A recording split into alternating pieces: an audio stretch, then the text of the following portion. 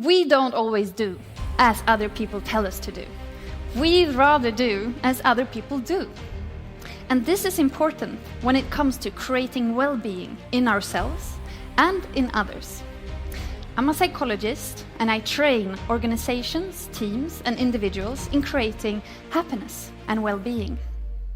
And a couple of years back, I co-authored a book on the science of happiness.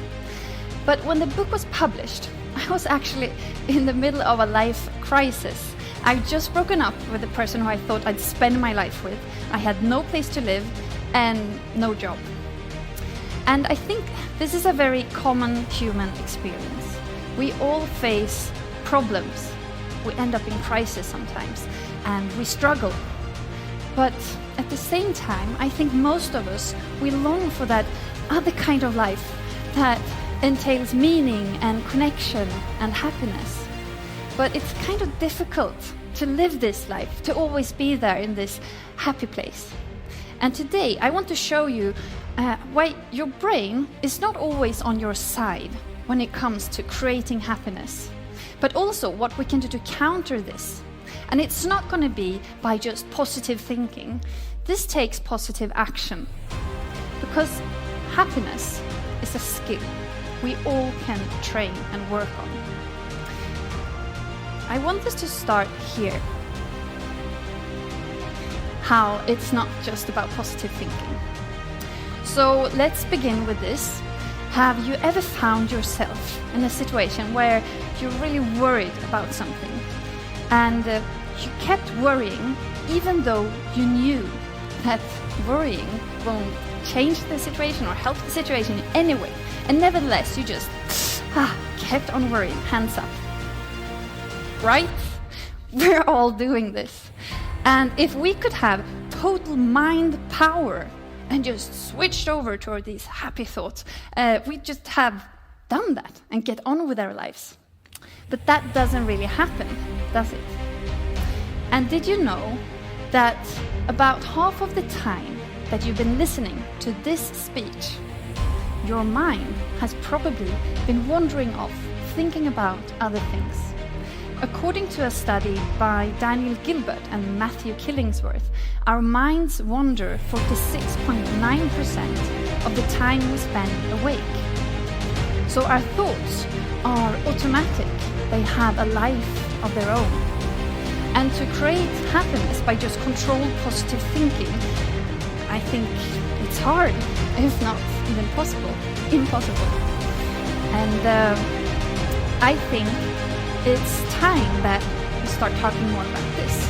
How can we take positive action, actually making the change in our lives?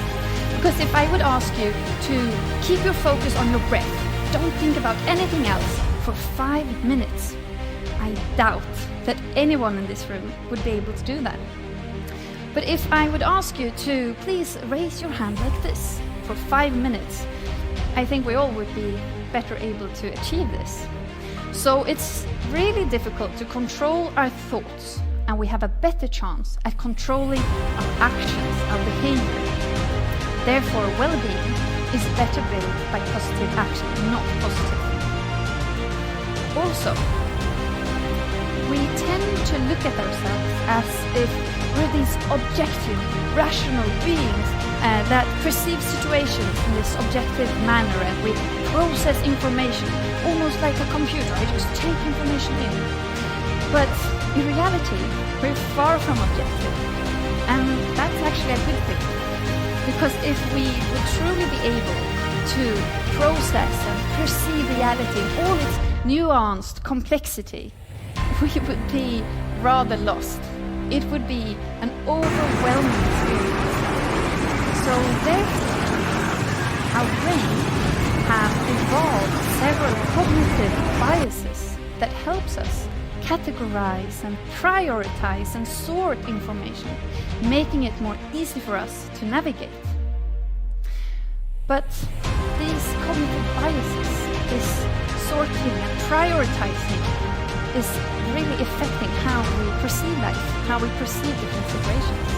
And I'd like us to explore this further in a little thought experiment. So I invite you all to think back at the last time that you had an evaluative conversation with your boss or manager. And I'm quite sure that you got to hear a lot of good things how you contribute to the workplace. But I'm also quite sure that you got to hear something that you can improve with yourself, with your performance.